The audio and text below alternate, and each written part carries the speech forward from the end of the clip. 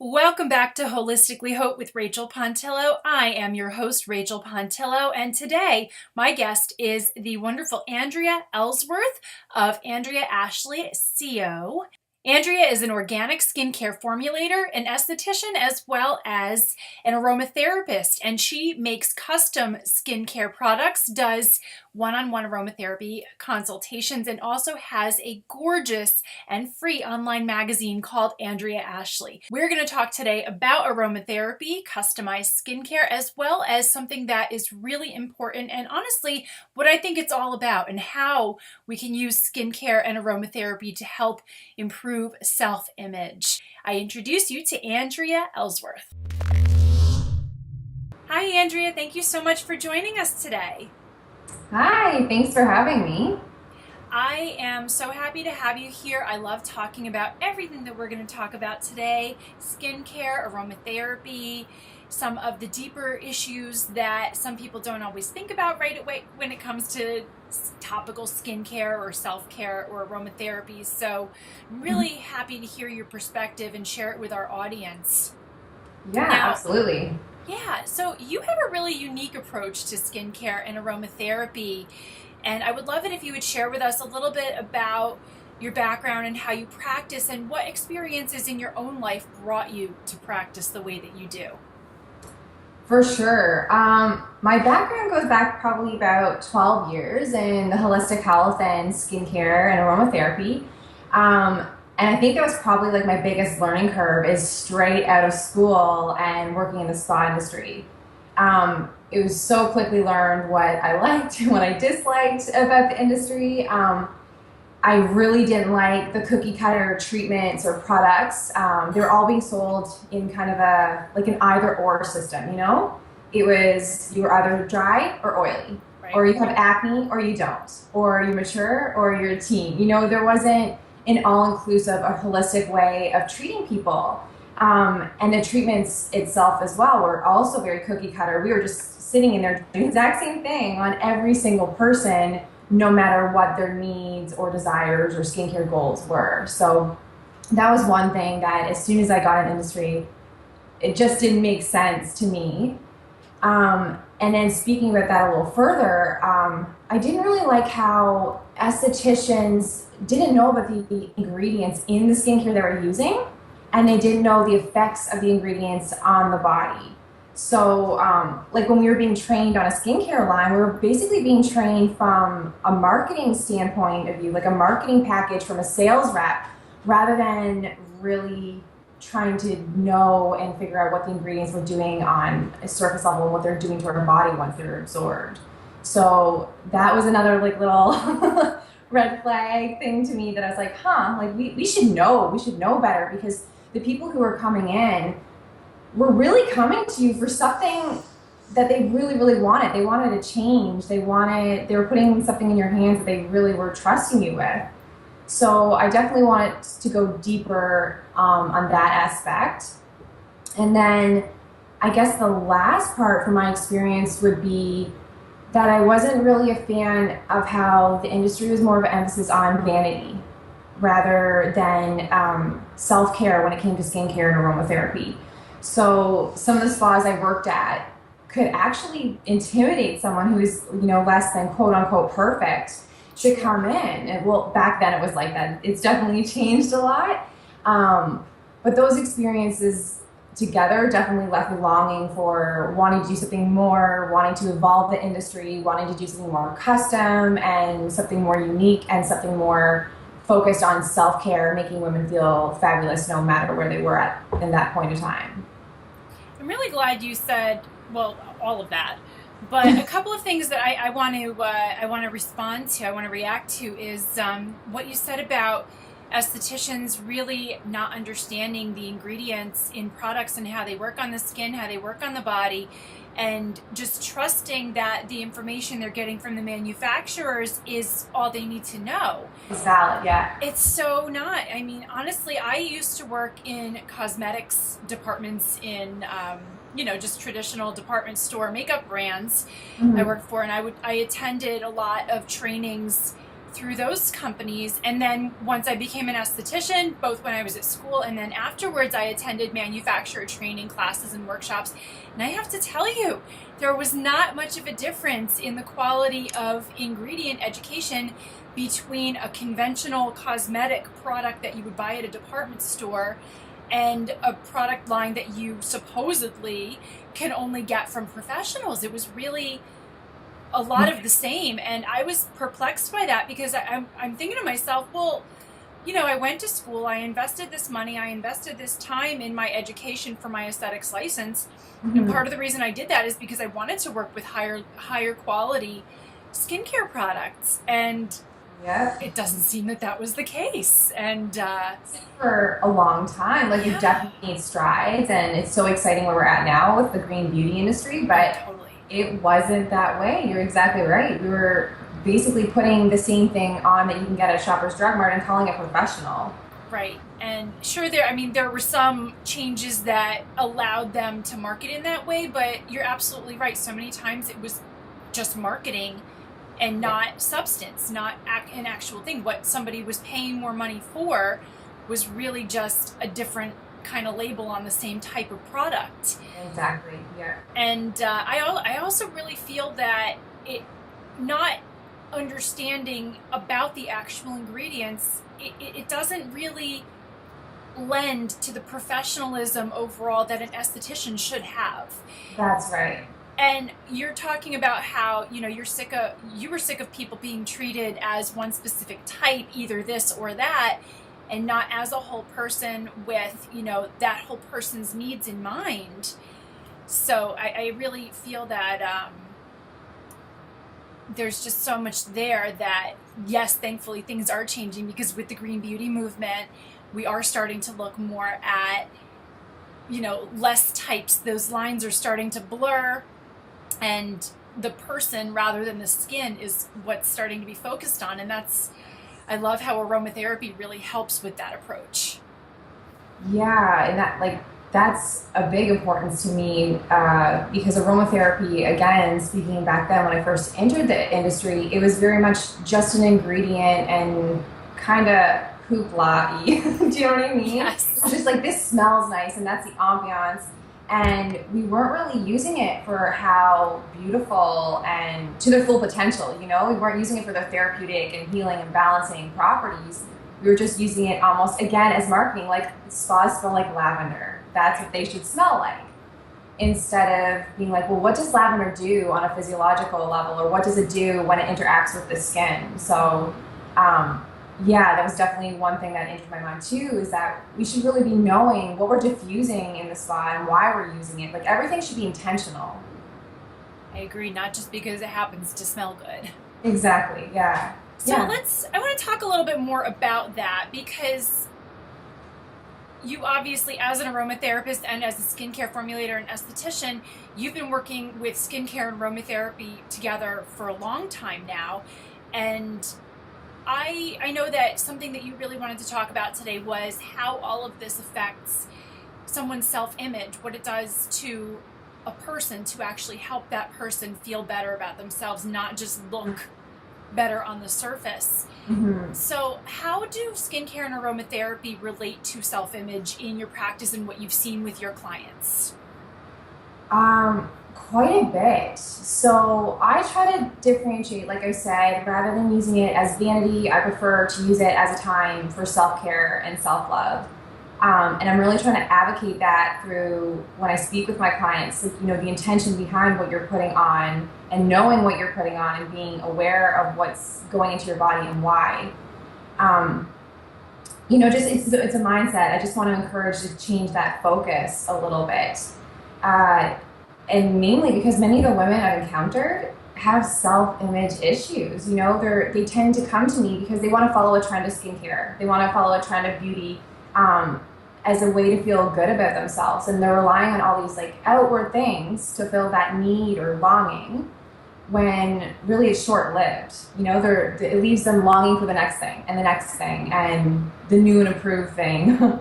Or they get that thing that works for X, Y, and Z, and they're still not satisfied because they're all of a sudden focused on another physical attribute that is not up to perfection in their mind. Right. So in my opinion, that's exactly it. The problem is internal. It's in their mind. It's how they feel about themselves on a core level. So how we treat ourselves and how we talk to ourselves and honor ourselves is so much more important. It's the underlying issue. So when you're purchasing something because people, the marketing, it says that, it'll make you thinner faster. Something like we've that. all seen those products, and a lot of us have used them as well. No one in this room.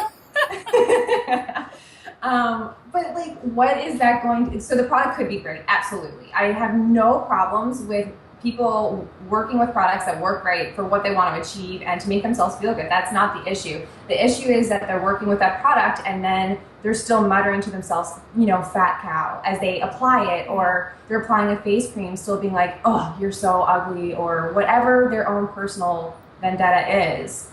And I just want that to change. I want that to shift. I want the industry not to pry on people's insecurities and market based on people's insecurities, and instead be like, you're beautiful just the way you are, but if you want to take care of yourself and nourish yourself and have 15 minutes of you time a day to be like, thank you, you're awesome, here's some ways to do that. It's just a little shift in mind focus on what we're putting out there for women. I love that. I think it's so important, and I think that we absolutely need that shift for women of all ages, that, no matter what's going on with your skin, there's nothing wrong with you.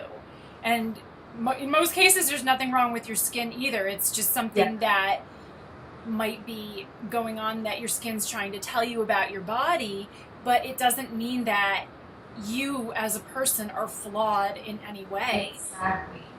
Yeah. And I love just what you said, and that's exactly what I want to advocate for is creating that awareness.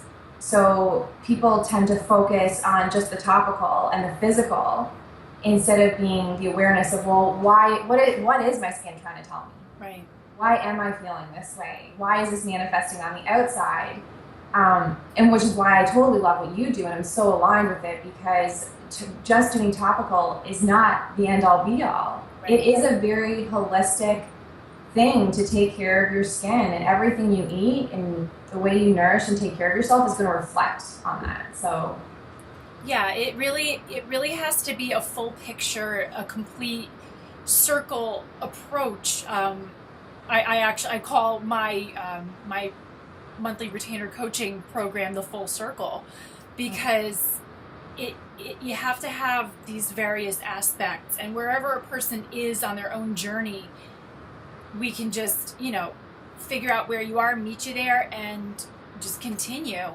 But it has to be the diet, it has to be the topical. But once people put those together, that third piece, the way I practice, is that mindset piece. Yeah. And you're so right that so many people rely on that other stuff to make them feel better about themselves, when in fact flipping it and starting with, well, what if I'm perfect the way I am? Exactly. Then leading with that, everything else then starts to fall into place more.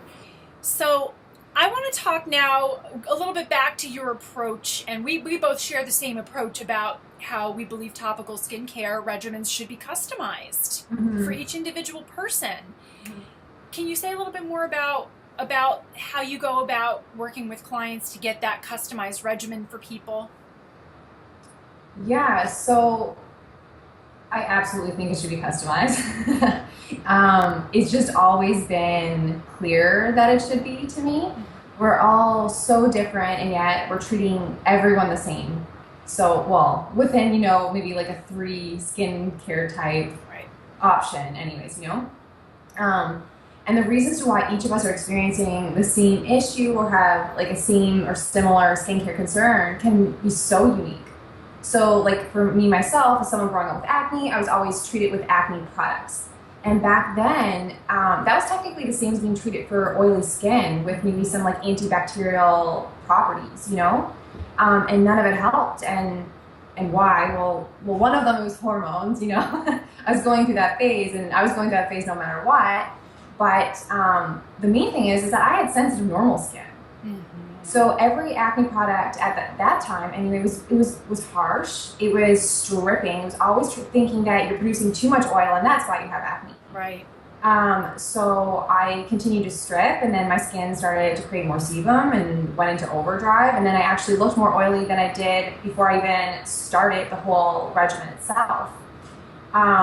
So I think the industry has come a long way from that, like with the influx of natural and green beauty, which is awesome. Like I love where everything has been going.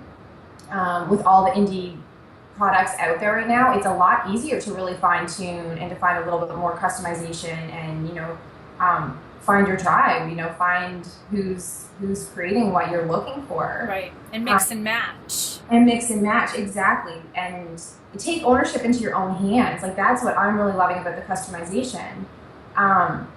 Like I still think we can benefit from taking topical skincare further into our own hands, like the way we would our health or our diet. You go to a nutritionist or a naturopath or a holistic allergist to get more source, to find out what you need to avoid or what you need to embrace specifically to you. And that's what I offer as a service for skincare and aromatherapy.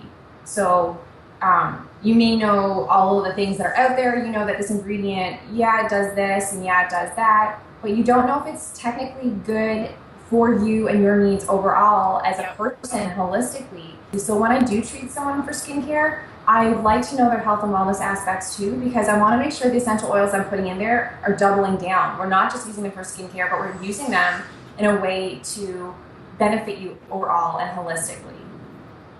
That's a great point, because I'm a big fan of, I call them multitasking ingredients. If you can kill more than one bird with one stone, I say go for it. It's a very violent way to look at it, but you get the analogy. Yeah. Essential oils are, whether or not you are someone who buys into the fact that topical skincare ingredients do get absorbed into the bloodstream, I've heard numbers around 60%, then 70% of the absorption rate. It really does vary depending on the person's skin and also depending on the manufacturing and formulation of the ingredients themselves into the product.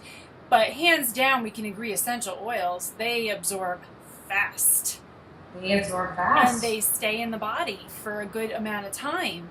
So when we are applying them topically in a skincare product, we are affecting the internal organs and systems of the body, and we have to know how that happens. So what you were saying about sustainability and making really mindful choices of what's going on with that person, it really is, it's a great way to look at it. So, all right, I want to talk now about your magazine, about Andrea Ashley.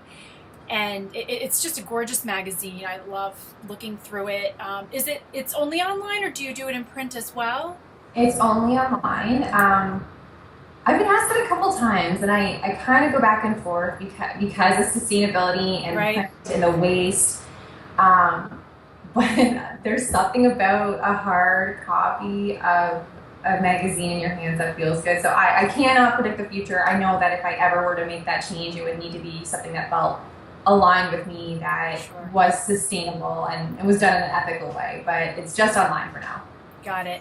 So I want to know, a little bit of what your vision was when you were dreaming this up and when you first put it out there, and if you can give our audience just a little bit of an overview of what they can expect from reading it and where it's going. The vision is just to encourage self-confidence in women. That is what I want more than anything in the world. So the magazine is to encourage that self-confidence through holistic skincare, self-care, and self-love. So again, bring it back to that approach I was talking about, self-care versus vanity. I want it to be a magazine that a woman can come and find ways to motivate themselves to love themselves, who they are and as they are. So the magazine is basically a space filled with articles based on holistic living and ways to be more mindful and ways to love yourself, ways to nourish yourself. And there's an evolving influence of emotional well-being and positive self-body image articles. So I really want to bring the emotional aspect into the magazine because, as I said earlier, I feel like we're neglecting that part where we keep reaching for vanity and topical things or clothes or whatever it may be, external things to fix maybe what we're not feeling inside. So I really wanted that to go into the magazine. And at the end of the day, I created Andrea Ashley Co. because I wanted to be a leader to help reduce the competition between women. And instead have like all of us stand together and say everyone in every shape and every size and every ethnicity is beautiful and it's all good. You know, I definitely do not put down the campaigns out there that have advocated for self-image, for healthy self-image. You know, when a few years ago there was a huge campaign, you know, what was it? Was real it the women Dove have ad? curves. Yeah, Real, the real. real Okay. women have curves, right? Yep. And I totally don't beg on that at all. I think the intention was great. I think it was a great strides and it needed to be done. But I just think there's a way that we can always, everyone, instead of being like thin is beautiful or big is beautiful, just to advocate for the person who's sitting in that space, we need to stop dividing and just be like, we're all beautiful in every shape and size. It would, I think the emotions would probably start to fall behind that as well, because then we're not always thinking, well, I don't have that, therefore I'm not. Yeah, I love You that. know? I love that you brought that campaign up in particular, and I, I, I actually felt a little bit triggered by that because I'm someone who I've been a couple of different weights in my life. I grew up very slim and tall and lanky and not too many curves. And then I went through a point where I was over 200 pounds and quite curvy. And then, you know, I came back to what would be what is normal for my body now, which is, you know, what I feel, what my body tells me is a healthy weight when I give it what it needs. And I didn't feel any more or less real at any weight that I was at. I'm still real. There's, you know, I mean, so this idea of a real woman, to me, I find really, as you said, divisive. And I feel that women need to band together and support one another, not say, well, if you don't have curves, you're not real. Or if you don't have this, then you're not a real woman. I really, I'm glad you brought that up. A little bit of a trigger for me. It definitely was for me too. And I watch, you know, as my friends of different shapes and sizes, what they struggled with when we were teens and thin was so in. Yeah. And, the waif. I remember the waifs. Right?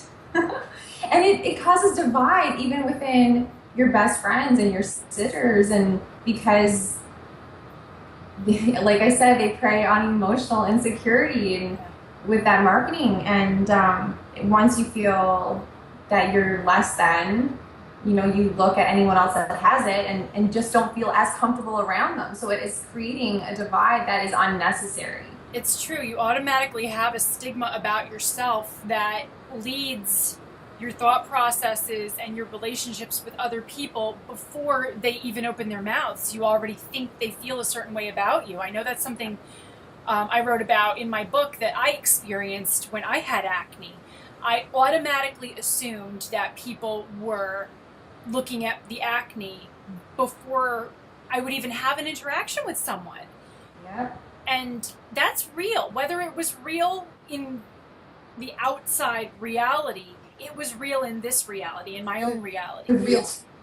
That's right. Yeah, and that's valid. Nice. Just because other people don't believe it doesn't mean it's less valid. So we really have to work collectively to encourage women to band together and support each other and to honor each other's experiences and thoughts, not judge them, not divide them, not segregate them, and just realize, you know, we're women here. life givers of the future. And it's my belief that we are going to save the future of the human race. That's just my whole thing.